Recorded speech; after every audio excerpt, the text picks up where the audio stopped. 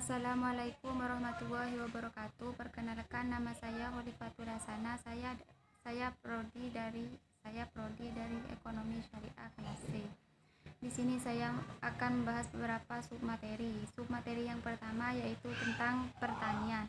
Pertanian merupakan bagian yang tidak dapat terpisahkan dari bidang lainnya, seperti industri, perdagangan, jasa, pertanahan, dan sebagainya. Politik ekonomi Islam adalah penerapan berbagai kebijakan yang bertujuan untuk menjamin pemenuhan semua kebutuhan pokok tiap individu masyarakat secara keseluruhan.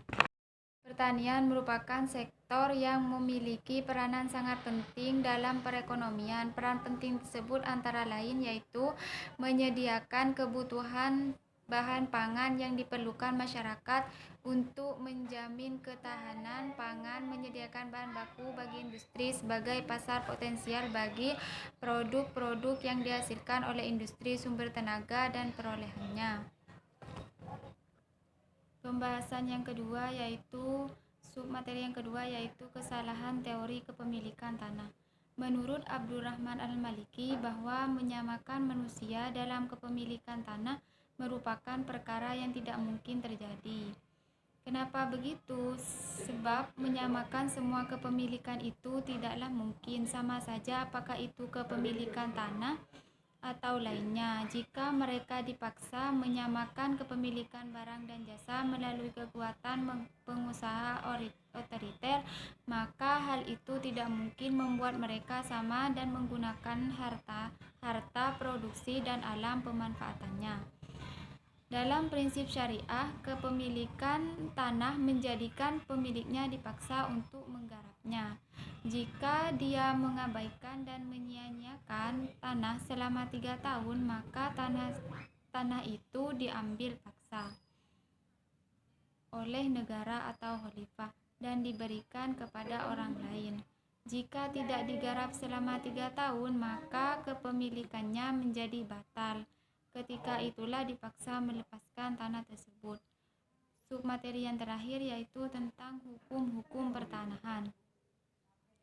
Tanah merupakan faktor penting dalam hal produksi, maka masalah kepemilikannya harus ditentukan berdasarkan cara yang berbeda dari faktor produksi yang lainnya. Jika tanah tidak dimanfaatkan sebaik-baiknya, akan merugikan masyarakat. Pengaturan soal kepemilikan dan hak-hak lain atas tanah seperti hak pakai, hak guna, hak bangunan, dan sebagainya sangat penting. Hukum pertanahan dalam studi hukum Islam dikenal dengan ahkam al-aradi. Dalam pandangan Islam, segala sesuatu yang ada di langit dan bumi, termasuk tanah hakikatnya adalah milik Allah Subhanahu wa Ta'ala.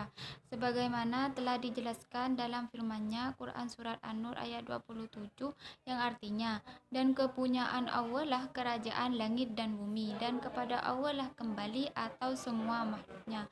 Selanjutnya, Allah sebagai pemilik hakiki memberikan kuasa kepada manusia untuk mengelolanya.